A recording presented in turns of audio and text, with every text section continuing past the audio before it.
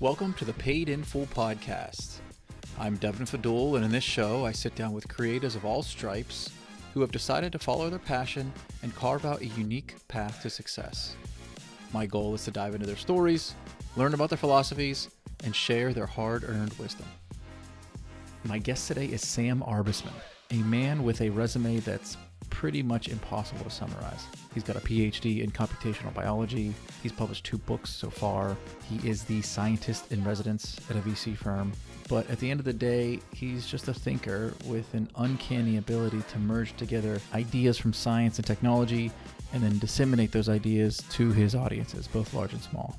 In short, he's an intellectual tour de force, a polymath, and I had very high expectations for this conversation, expectations which Sam exceeded. Very excited to introduce Sam, so let's get to it.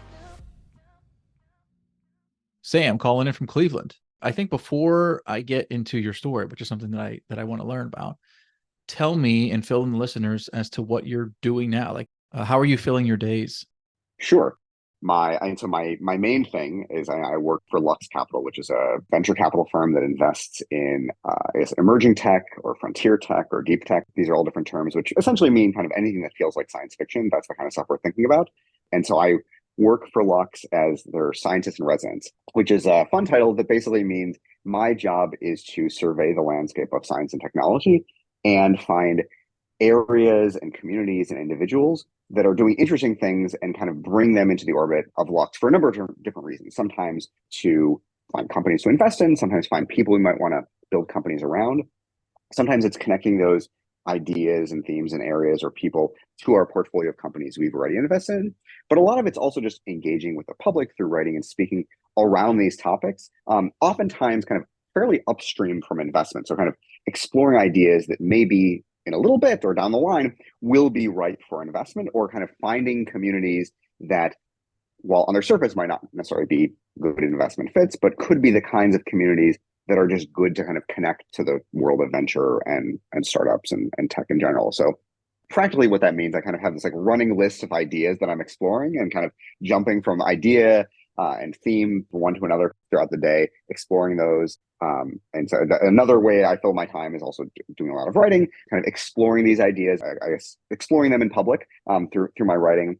And I also do book writing. I'm currently working on my 3rd book. And I would say that's broad strokes of how I fill my time in terms of, I mentioned going from idea to idea. What that means practically is just a lot of reading, writing, talking to interesting people, and trying to make connections and exploring those ideas. Fascinating. Can you maybe give an example of a way that you, I don't know, this might sound trite, but how exactly have you added value to Lux?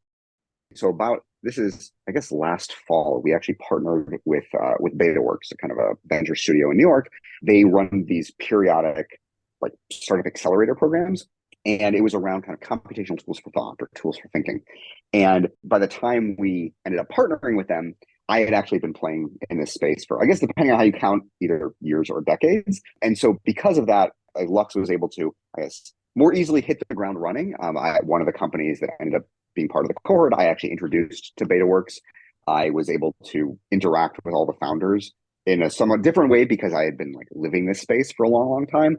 So that's just kind of like one of the things that kind of, when we kind of get ready to explore an area, we're able to just do it much more smoothly as opposed to kind of spinning ourselves up very rapidly because I've kind of laid the groundwork. So that would just be one example. Okay, so you mentioned the new book.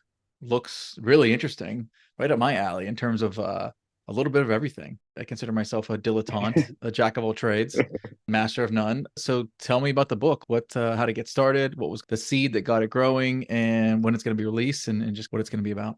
Well, it won't be released for quite some time. I'm still very much in the active process of writing it. I think the book will not come out probably for like another year and a half or so. But the working title is The Magic of Code, and basically the idea behind it is sort of the wonders and weirdness of computation. I think all of us are surrounded by technologies every single day. We live with computers, but oftentimes when people think about computation and code and computing and technology, it's often through the lens of like, oh, big tech and like all that kind of, it's like maybe it's not good, or social media is like destroying my brain, or there's kind of this very like adversarial approach, which in many cases that might be warranted. But I think underneath, there's a lot of really interesting ways in which computation has touched huge aspects of our lives. And so the way I kind of think about it, and so going back to like the title of the Magic of Code, and over millennia, we have yearned for this desire to kind of use text and words to coerce the world around us. I mean, that these are essentially like spells and magic. And the truth is, over the past, I don't know, 75 years or so, this has become a reality. We now actually have the ability to write text, to write code, and actually have it affect the world around us. And so the book kind of uses that as a very rough through line to kind of look at the ways in which code and computation have really acted almost as like a universal solvent for all the different ways that we kind of think about the world. And so the book is going to kind of explore the ways in which computation touches everything from philosophy to biology to the way in which we simulate the world around us, the ways in which we think, whether or not it can provide a window into the nature of language, all these different kinds of things. And so the book, and really the way I kind of view it as is I think that computation is this like fantastic attractor for lots of different ideas rather than just being kind of this tool that people kind of have some sort of like two-minded view of. And I think when viewed properly, it's almost like computing is this like liberal art that when we think about computation and code, it should also allow us to think about ancient mythology or biblical texts or the nature of the mind. Like all of these things I think are fundamentally interconnected. And so the hope is that the book provides at least an introduction to kind of all those different ways of connecting these ideas. Man, it's so interesting, and I can't wait to read it. But you write a lot. In the case of this book, how did you know that this should be a book and not a blog post or a Substack piece or an essay or a tweet?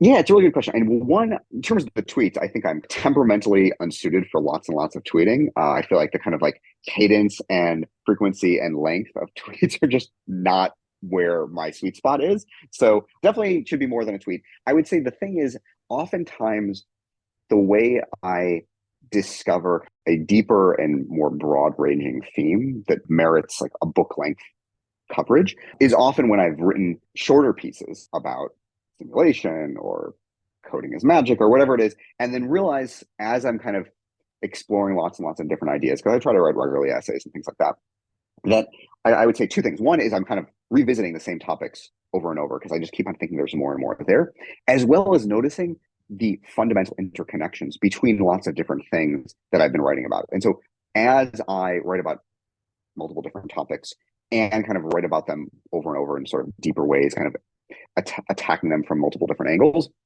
I realize, oh, maybe there actually is something here. Maybe there is something that merits a book length treatment. Now, of course, I mean, the counter argument is many popular science books and kind of books aimed toward general audiences are really just like essays that have been blown up well beyond the length they should be, and there's a lot of fluff. And I hope I'm not going to be subject to those criticisms. I'm really hoping that I'm taking this kernel of an idea and allowing it to explore many different things. And so hopefully each chapter of the book feels earned, but I definitely feel like there's a lot here. There's kind of like a certain meatiness to this topic that feels like it merits exploring it at the length of a book. I also just feel like books they can have a somewhat different impact on people than an essay. And that being said, I've read amazing essays. There's great essays that can like change how I think.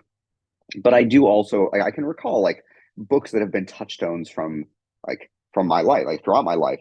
And especially for this book, this is the book that I wish I had read when I was like a young me. Like if young Sam had read this book, hopefully it would have like unlocked something in his mind and would have been like overwhelmed and excited by all the different things around computing. And I did read a lot of books that kind of all interpolated together that kind of feeling, but I think there might be a space for this kind of thing. So that's kind of really what I'm excited for, is almost like writing it for young me.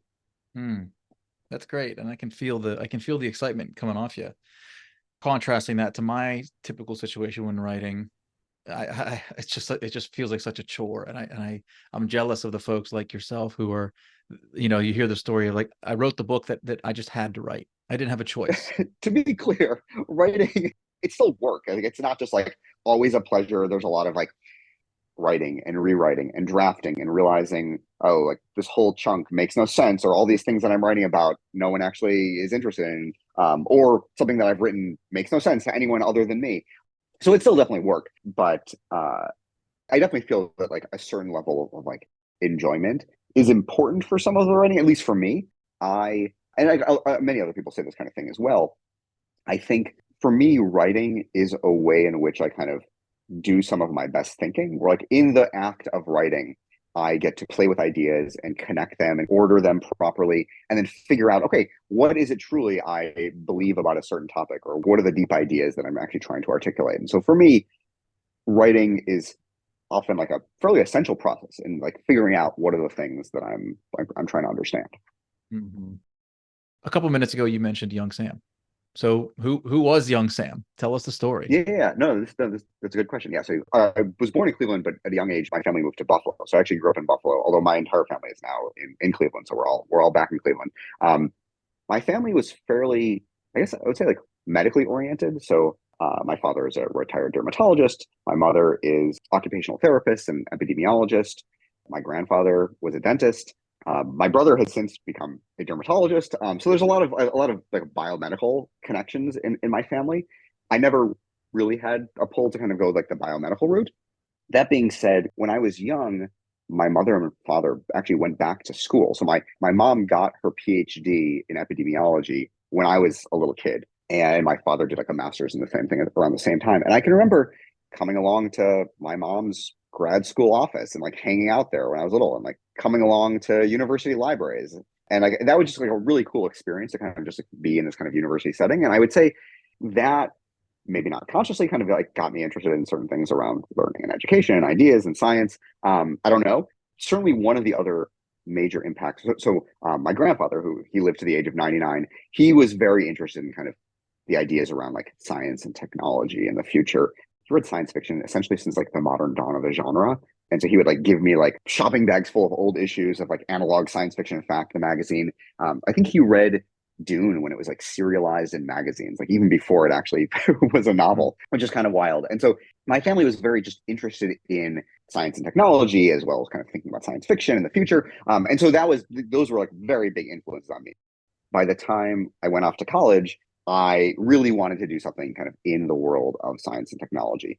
That being said, I was interested in lots of different things. Probably initially changed what I wanted to major in, like on a weekly basis. Eventually, kind of settled down on like double majoring in computer science and biology. Was very interested in, and actually, what I went to do my PhD in was computational biology, and did this and initially kind of thinking I wanted to study evolutionary biology, especially the origins of life and kind of understanding how genetics operates and things like that. I took a lot of courses in this, got super interested in it.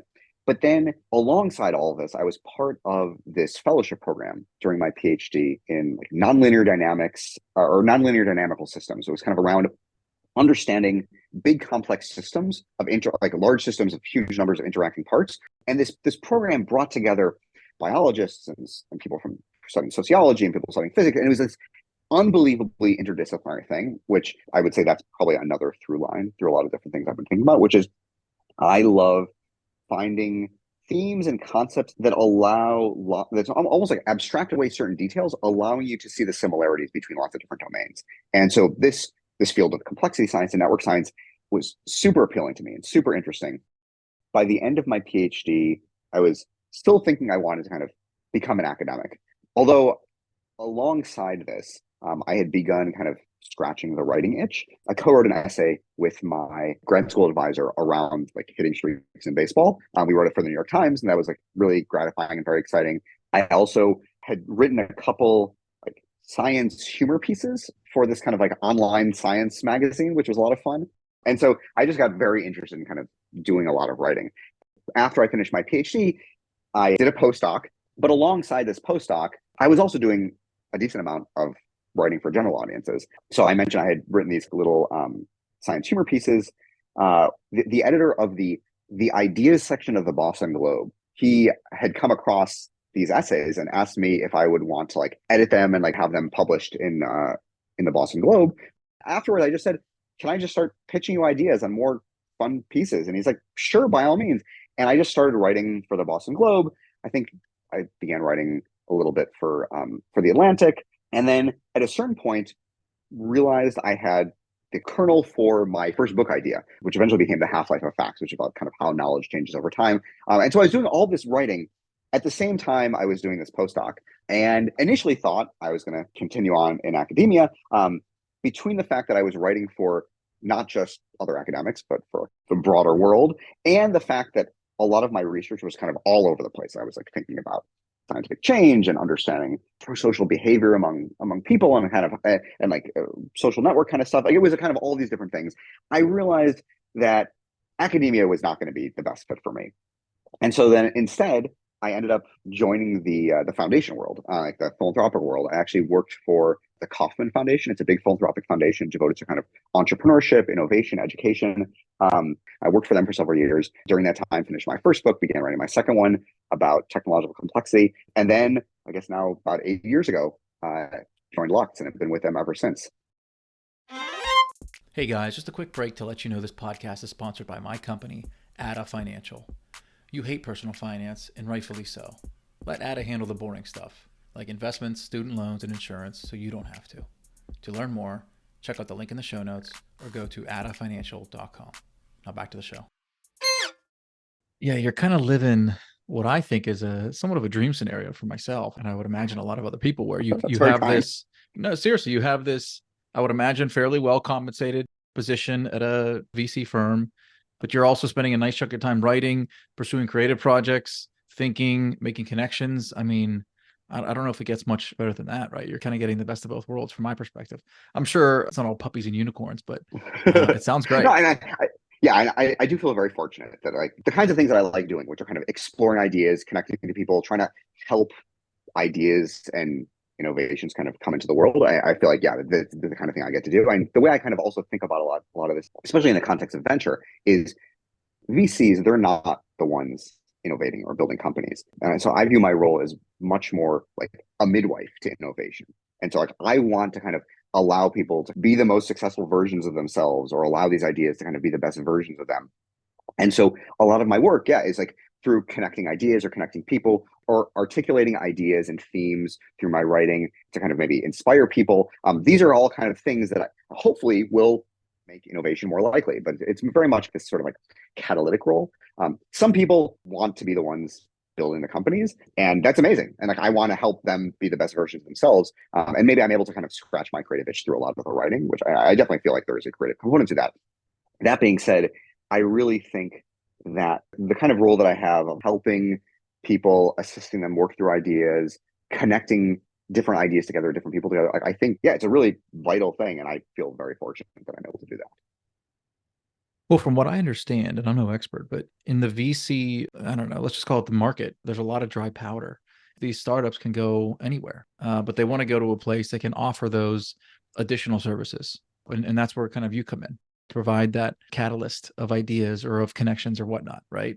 Oh yeah, definitely. Yeah, and I'd like to think, yeah, that my role as someone who develops ideas kind of well, one it's more I think I can also help like act as sort of a beacon for founders of like, oh, like this guy is thinking about all these weird ideas. I'm also thinking about these weird ideas. Maybe Lux is like a right fit for me. I think that can be useful. But also, yeah, even like once companies accept Lux funding, right? Like me kind of able to act as sort of this combinatorial sounding board or kind of connective tissue between different things can be, yeah, very valuable in helping these companies be the most successful versions possible.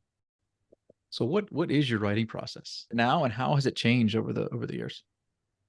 So I like to get my writing out of the way because like otherwise I don't kind of do my daily writing or whatever it is, it like hangs over me. So it can be very enjoyable and I love writing, but I definitely find doing it kind of earlier rather than later can be very good. And that being said, depending on the day and my schedule, I do it when I can. Like there are other times where I'll like wait for my kids to go to sleep and then like do writing and editing. And it really kind of depends on the stage of the book writing, the style of writing I'm doing.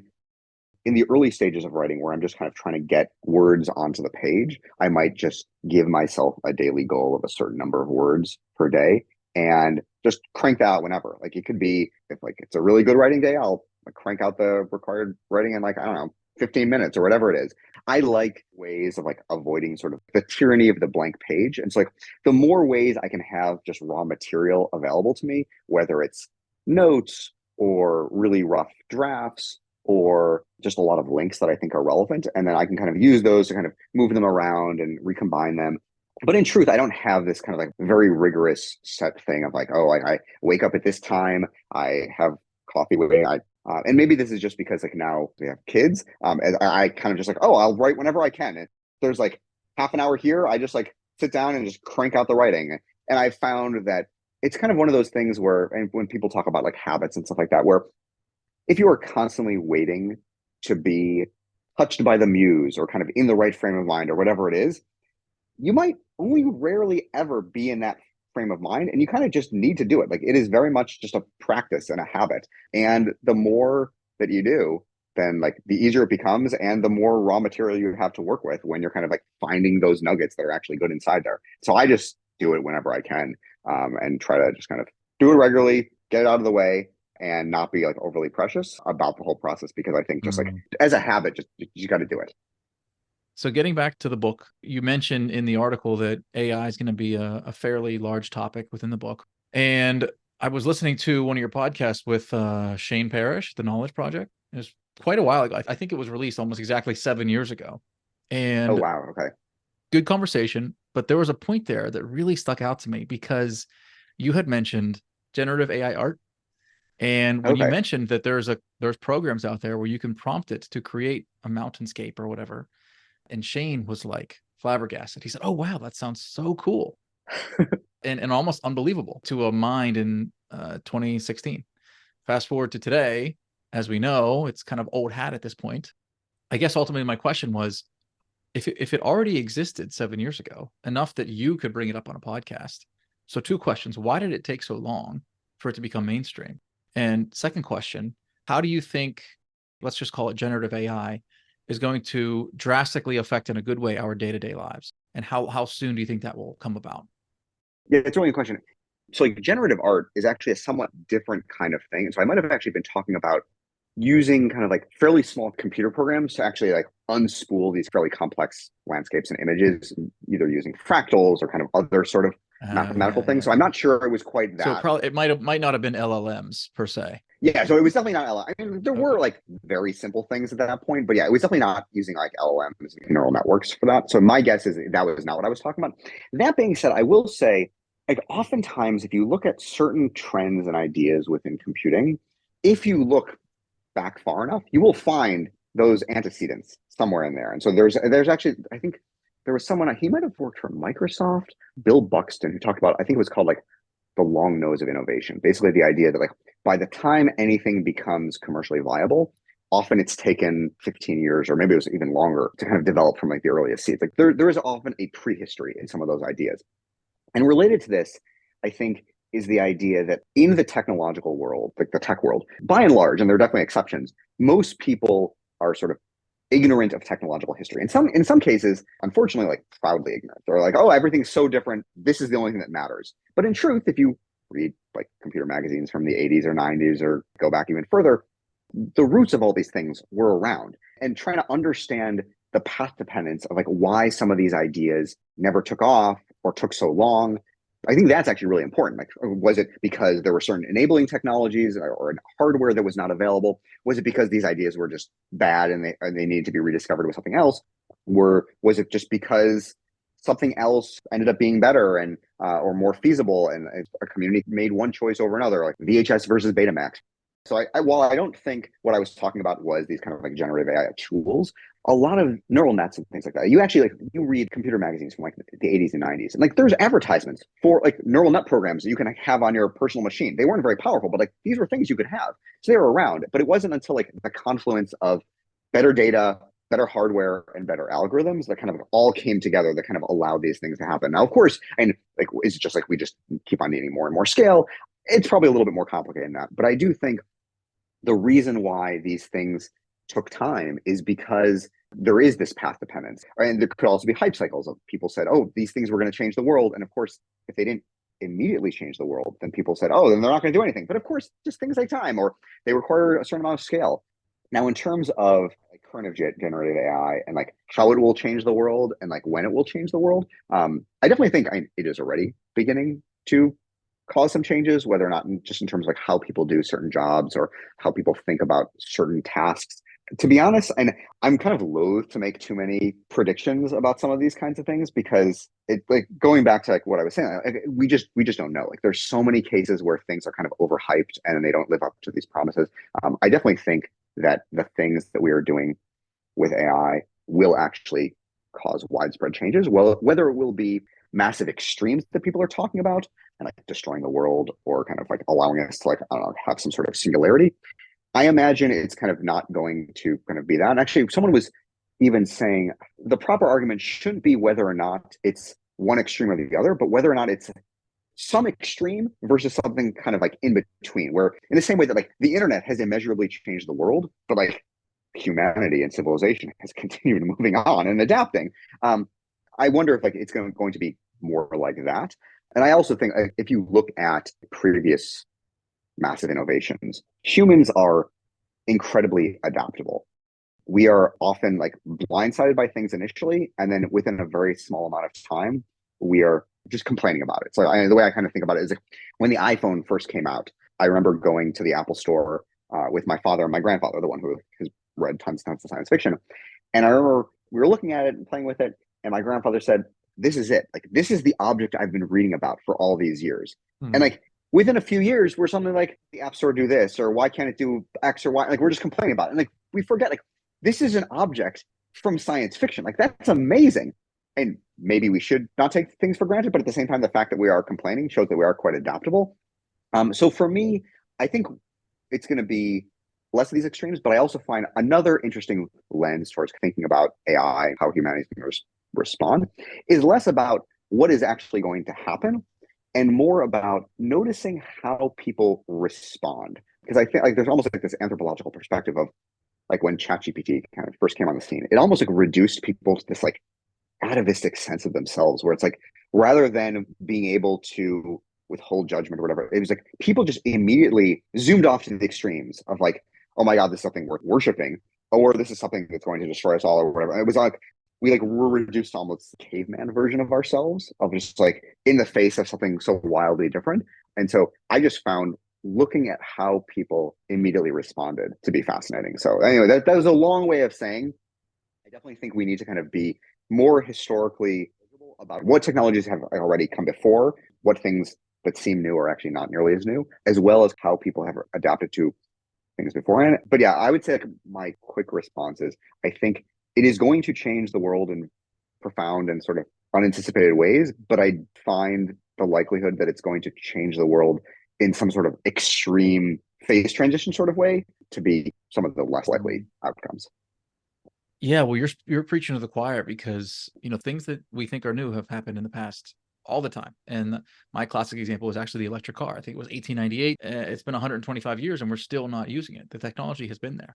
In the same way that people think the 20th century was such an innovative time, and it was, of course. But I could make the argument that the 19th century was just as much of a phase shift as the 20th or even the 21st.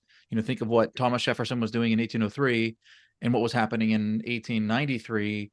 It's two completely different worlds, in my opinion. I don't know where I'm going with that, but any thoughts? Yeah, and that's actually an interesting thing. Of like, because a number of people have talked about this, of like the economists, how the economists of like the great stagnation, and like there was this massive amount of technological innovation from like the 1850s to the 1930s and 1940s. But like, obviously, there has been a lot of innovation from like the 1950s to today.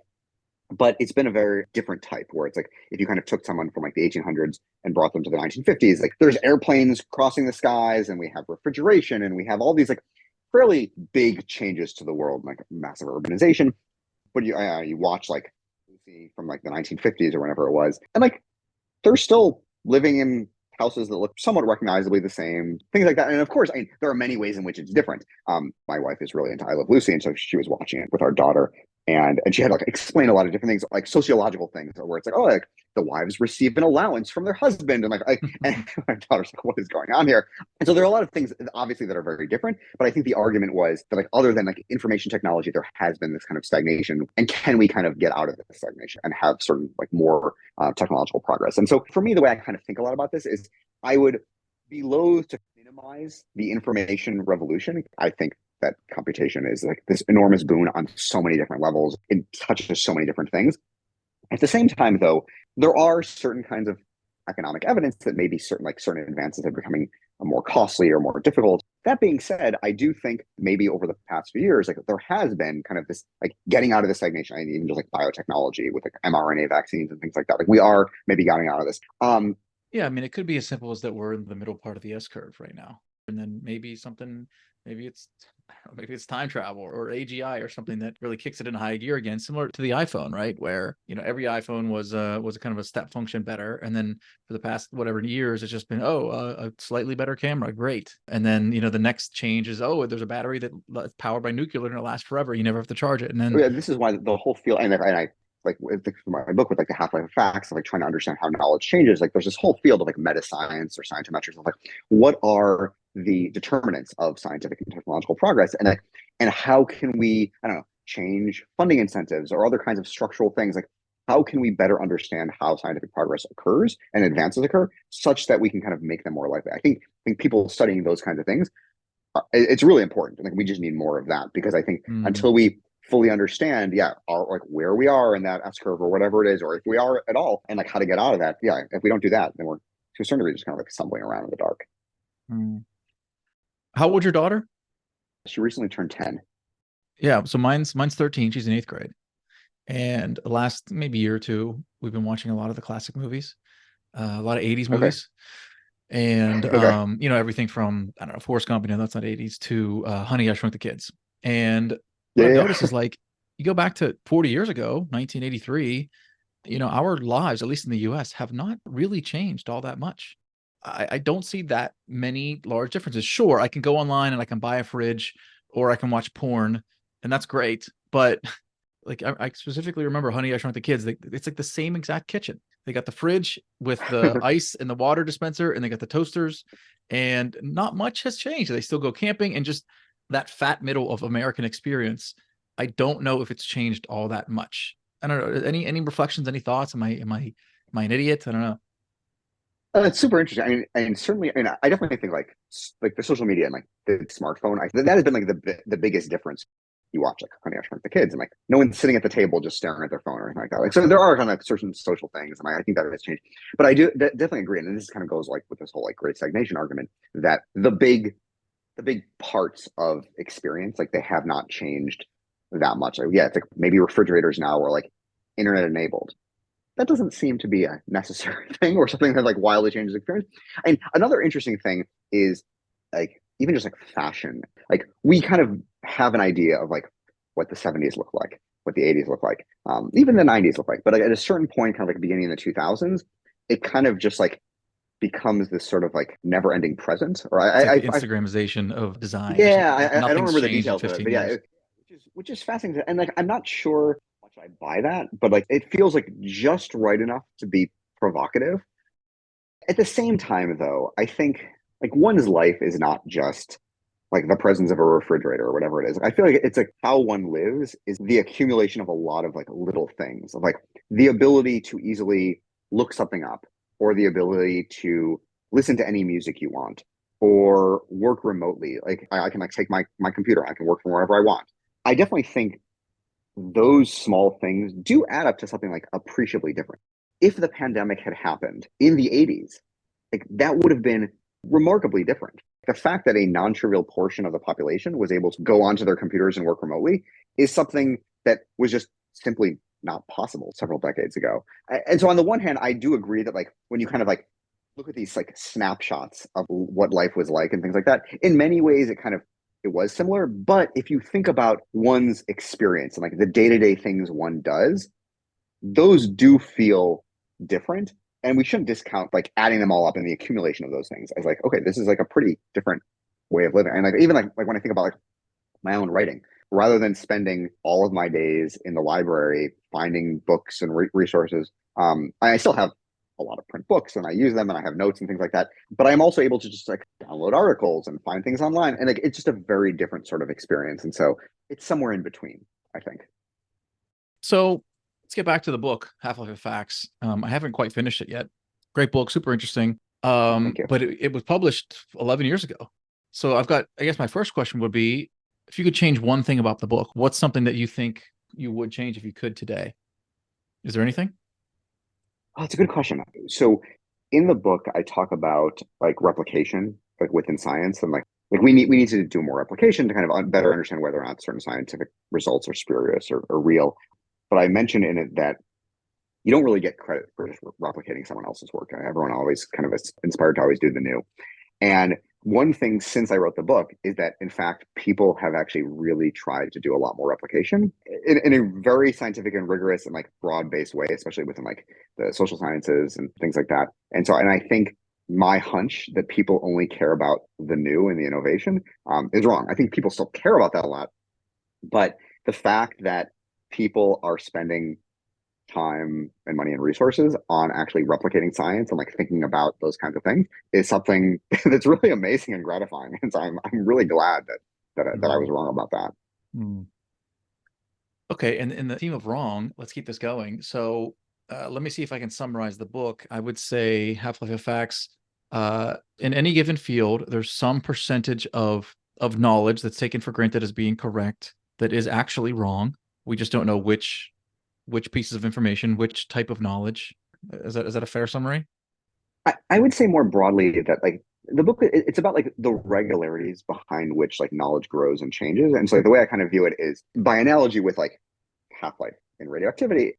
I can't predict when a specific atom of uranium is going to decay. It could be like, I don't know, in the next fraction of a second. It could take millions of years. But if you get a whole bunch of them together, there's a regularity. You can actually chart out this curve of decay.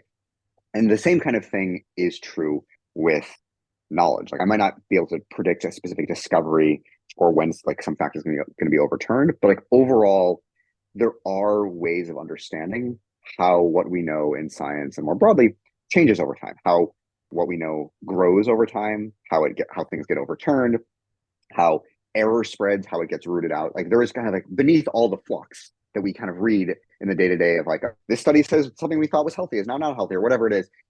Underneath all of that, there are rules and regularities to understanding how what we know changes. Okay. Thank you for that clarification.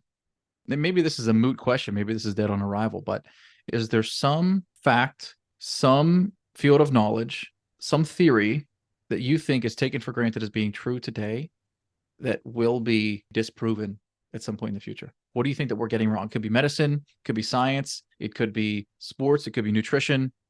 I feel like I'm going to disappoint you by not actually having that much. Kind of this idea, it's called like the pessimistic meta induction of science, which is the idea of like, we know that in previous generations, what they thought was correct ended up being overturned. And so now when we think we know everything, we might be in the exact same situation. So it's kind of like this like injection of humility. So I will put that in there. One thing I would say that I'm a little bit I'm not sure this is like a field or kind of a settled thing, but like the whole domain of biohacking, if there's like a single behavior or a single chemical I can ingest or a single thing I can do that was going to like, I don't know, overclock my brain or allow me to be much healthier. And so for me, I am just very skeptical of like that kind of sort of engineering approach to quick fixes in human biology, because the more you look at human biology, the more you realize it is enormously complex, as well as the result of a whole bunch of like optimization processes through evolution over millions and millions of years. And so to then think, oh, if only I could just like do this one tweak, then it will do all these other things, whether it's like a miracle drug or whatever it is, that seems a little bit hubristic. That being said, I mean, I am willing to be proven wrong, but kind of my baseline intuition is that having a sense of humility around the complexity of humans, I think is really important. So I would say maybe that's one thing that I'm a little skeptical of.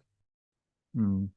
Well, that goes along with a theme that I think you've written about it. You definitely talked about it on a podcast where it's the difference between biology and physics.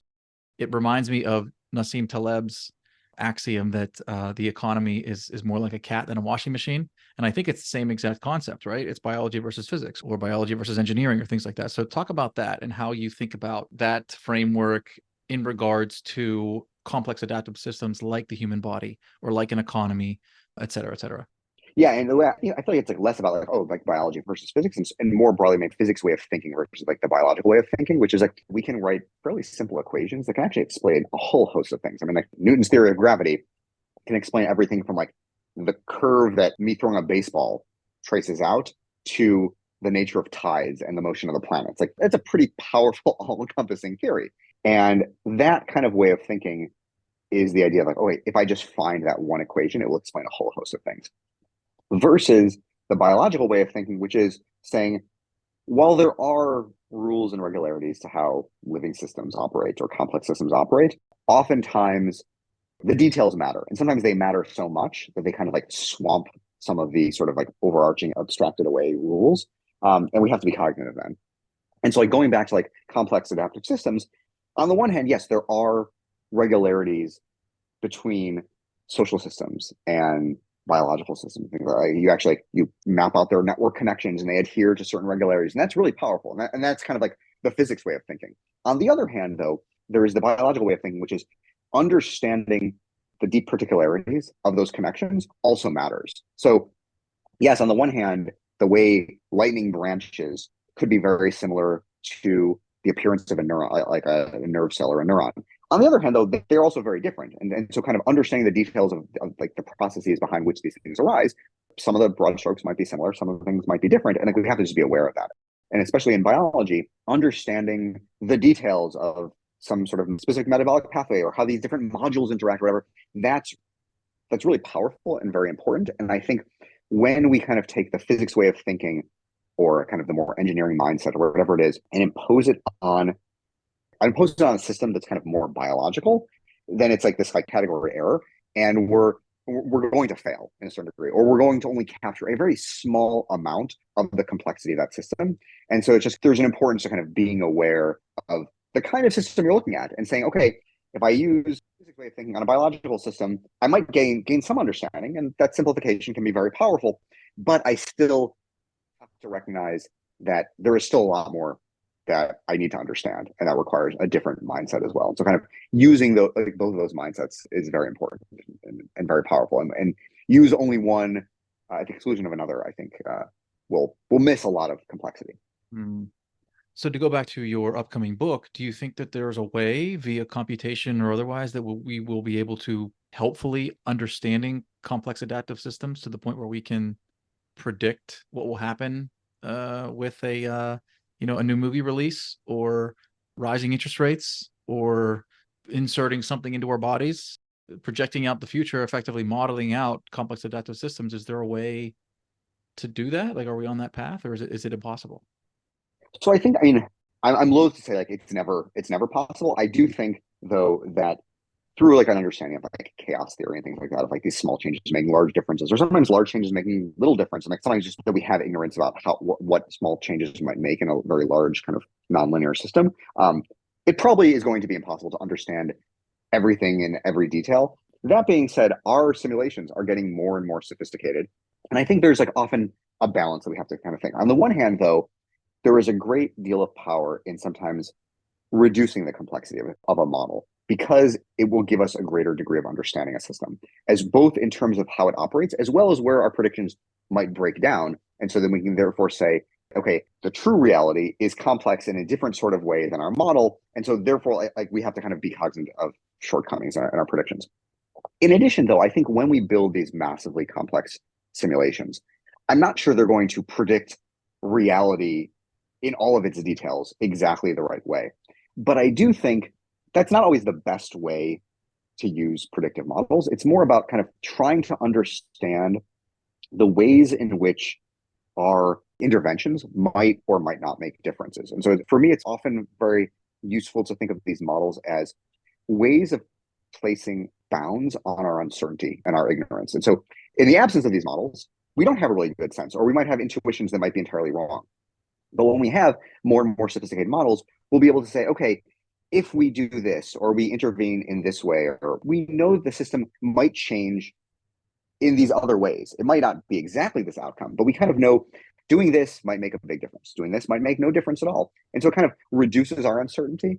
And so, yeah, maybe we'll eventually get to this point where we can model huge systems really, really well. But I think along the way, we're going to be like reducing our uncertainty and kind of placing those bounds on our ignorance. And in the same way that like when I think about like, oh, like when we build systems that are too complicated to fully understand, or interrogate biological systems or social systems that are too complex to understand, understanding and ignorance, like these are not binary conditions. Like there's ways of kind of approaching better and better ways of understanding a system. And I think these more sophisticated computational models will help us kind of move towards that greater understanding, even if we never get to like a full and complete understanding where we can, I don't know, have the details of an entire city or the planet within a computer. We might never get there, but that doesn't necessarily mean that therefore we're entirely ignorant of what's going on. Like we can kind of get closer and closer as we build better and better models.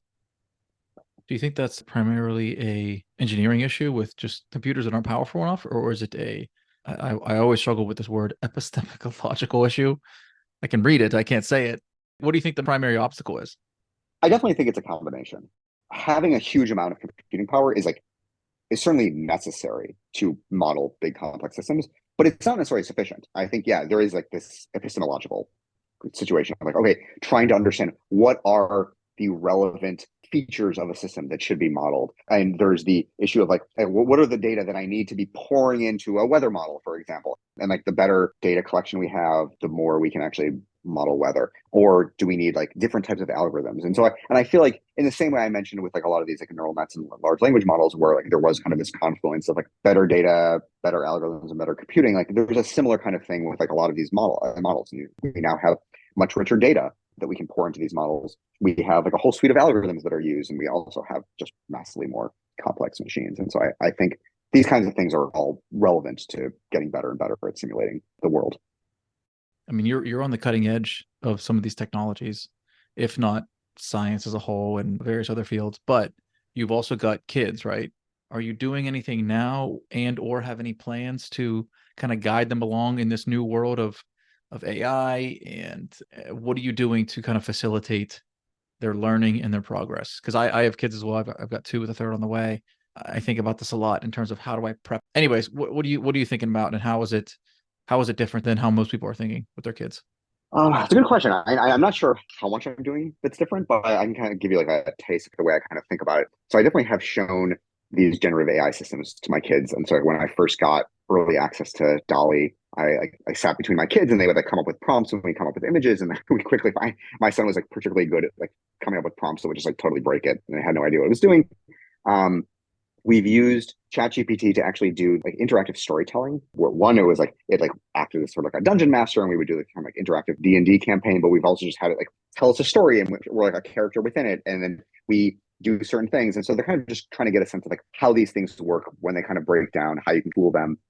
So I definitely want to expose that to them. I will often tell them about interesting kind of scientific or technological developments. And one of the other things that I think is also very important is like less about like teaching them about specific advances or specific ideas and more about cultivating a constant sense of like curiosity and learning. Because I think like as all these technologies and advances are continuing to kind of come at us, we need to have that like a sense of like excitement and desire to kind of like learn about the new. Like I saw this with my grandfather, like when he was in his 90s, probably unlike everyone else of his cohort, he was just excited about learning about new advances. And I remember showing him the double whammy of like Google Earth and Wikipedia, and he was just like blown away and he thought this is amazing.